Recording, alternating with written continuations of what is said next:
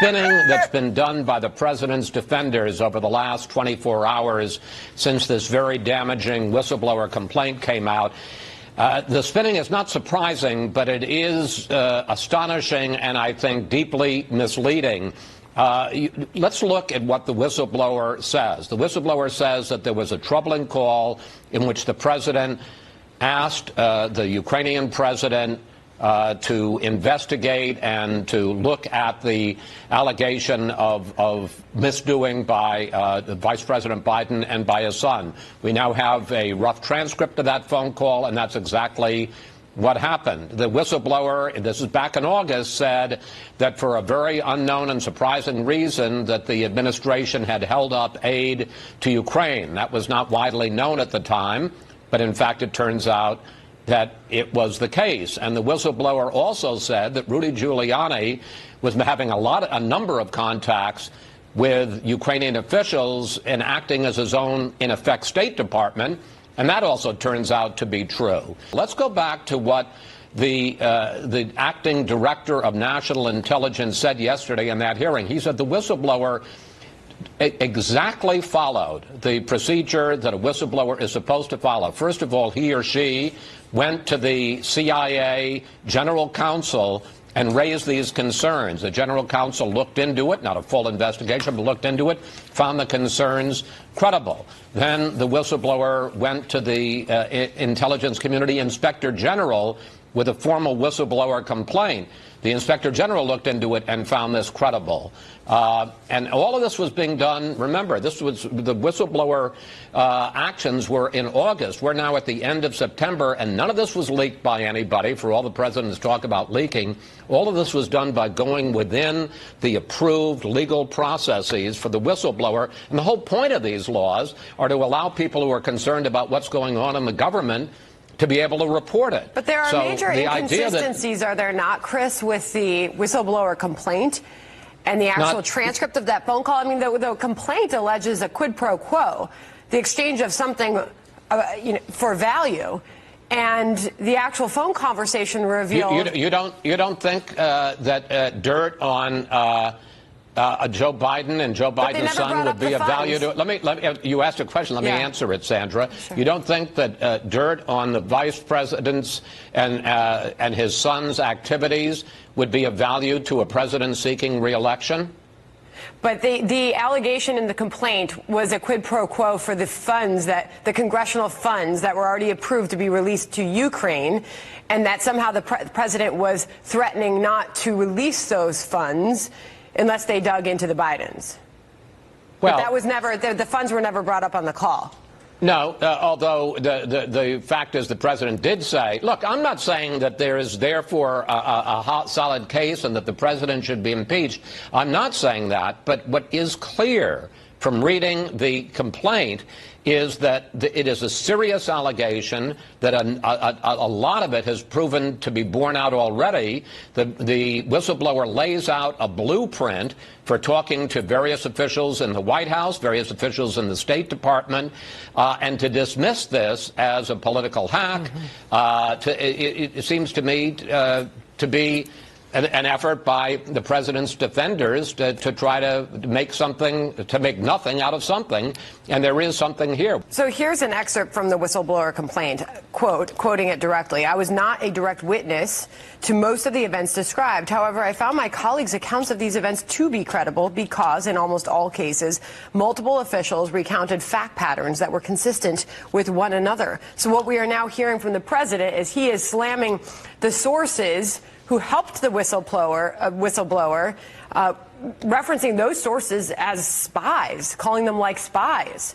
Nancy Pelosi, meanwhile, I want to get to her because she gave this. Can I just say one thing about that? That is very deeply troubling. These are people inside an administration that are saying that something was going on that they were very deeply troubled by. There's a whistleblower process that allows people inside the government to report activities that they're concerned by. They didn't go to the New York Times. They didn't go to MSNBC. D.C. They told this to a person who filed a formal whistleblower complaint, which stayed secret for over a month. To call them spies and to suggest that perhaps we should deal with them the way we've dealt with other people with treason, which is in effect to execute them, really seems to me to strike at the very heart of what whistleblowers are all about. This is Fox News' Chris Wallace taking down every single White House talking point with regard to Trump's Ukraine scandal. And that's because effectively the entire Republican Party is doing everything they can to downplay an instance of corruption so egregious that it actually set off an impeachment inquiry. And that's due in part to the fact that everything the whistleblower warned about has turned out to be true. At the heart of the whistleblower's complaint is Trump's July 25th phone call with Ukrainian President Zelensky, where he almost systematically sets up a quid pro quo. Trump's own transcript shows that he made it clear that we give aid to Ukraine, but that he didn't feel like he was getting enough in return, before immediately broaching the idea of reciprocity. He then pressured Zelensky 8 separate times to work with Giuliani to investigate Joe Biden, framed specifically as a favor. But the whistleblower complaint then revealed that the White House sought to hide the transcript of the call, moving the electronic transcript from a standard computer system where they're normally stored to a more secure and restricted system, a point that the White House admitted to. And this shows that those involved knew that what they'd heard was proof that the president was abusing his office for personal gain. And by the way, this apparently wasn't the only time. The whistleblower complaint outlined other instances where the White House hid the details of phone calls for political rather than security reasons, a point that the Democrats are likely to seize upon as the impeachment inquiry moves forward. The whistleblower complaint also asserts that multiple U.S. officials had mentioned that a phone call or meeting between Trump and Zelensky would depend on whether Zelensky showed willingness to play ball. That is, to humor the idea of a quid pro quo before Trump would even entertain the idea of meeting with him. And even Ukrainian officials admitted that they believed opening an investigation into Biden was a precondition to get Trump on the phone for the very purpose of discussing reinstating their $250 million in military aid. And finally, the whistleblower complaint identifies the issue of Giuliani, who'd been working just outside the purview of the State Department, and this allowed him to circumvent any national security protocols that might have been put in place so that, a president can't send some loyalist sycophant over to a foreign country and engage in a partisan conspiracy to interfere in our election while invoking the power of the U.S. government? Or something. All of these were outlined in the whistleblower report written over a month ago, and every single one of them has proven true in the time since. If that isn't a testament to its legitimacy, nothing is. Chris Wallace then goes on to slam Trump for attacking the person who gave information to the whistleblower, which is a reference to Trump getting caught on audio calling that person tantamount to a spy or treasonous. But basically, that person never saw the report, never saw the call, meaning never saw the call, heard something, and decided that he or she, whoever the hell it is, sort of like almost a spy. I want to know who's the person that gave the whistleblower, who's the person that gave the whistleblower the information, because that's close to a spy.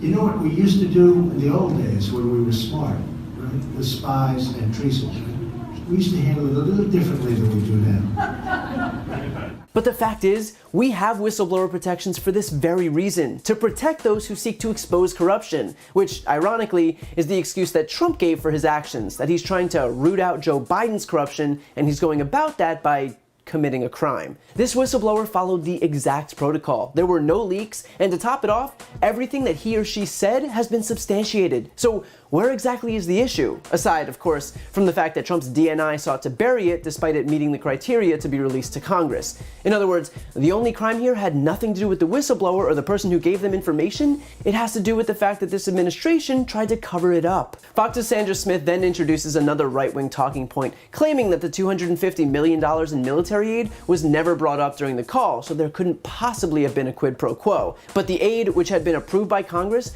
was withheld by the Trump administration, and the Ukrainians knew that. So knowing that the money was in jeopardy, once Trump started asking for favors, the quid pro quo was implied. He doesn't need to say outright, I want you to investigate Joe Biden in exchange for that military aid. I mean, is that the bar? That he needs to make a presidential proclamation that he will hereby be establishing a quid pro quo, and unless he does that, then he's got carte blanche to do whatever he wants? Come on now. And by the way, even certain Republicans share this viewpoint. He doesn't have to say go lie for me to be a crime. You don't have to say let's obstruct justice for it to be a crime. You judge people on their conduct, not magic phrases. The fact is that by claiming that the intelligence official who spoke to the whistleblower was a spy, by suggesting that the intel was invalid because it was secondhand, by pointing instead to Joe Biden, by claiming that the quid pro quo was never established, are all purposeful efforts to distract from the issue at hand here. And that is that Donald Trump sought to, yet again, conspire with a foreign government to interfere in our election.